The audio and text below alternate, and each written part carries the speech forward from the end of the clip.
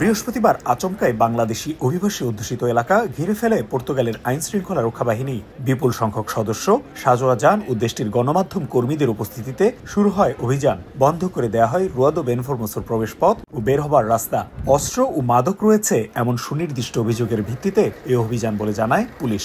তবে হঠাৎ এমন পরিস্থিতিতে আতঙ্ক ছড়িয়ে পড়ে পুরো এলাকায়। তল্লাশি করা হয় পথচারী ও বিভিন্ন কাজে সেসব এলাকায় থাকা প্রবাসী বাংলাদেশিদেরও।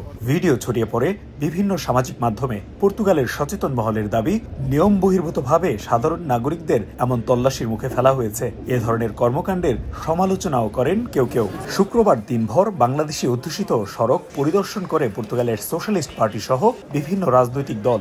সন্ধ্যায় লেফট ব্লকের প্রধান ও সংসদ সদস্য মারিয়ানা মর্তাগুয়াও পরিদর্শন করেন এলাকাটি। কথা বলেন প্রবাসী বাংলাদেশি ও ব্যবসায়ীদের সঙ্গে। পর্তুগালে হঠাৎ অনেক সাধারণ ও নিরপরাধ অভিবাসীদের এমন তল্লাশির মুখোমুখি করাকে রাজনৈতিক উদ্দেশ্য প্রণোদিত বলছেন সচেতন প্রবাসীরা। অভিবাসীদের উপর চালানো পুলিশি তল্লাশি নিয়ম বহির্ভূতভাবে হয়েছে উল্লেখ করে এটিকে অগ্রহণযোগ্য বলছেন পর্তুগালের রাজনীতিবিদরা।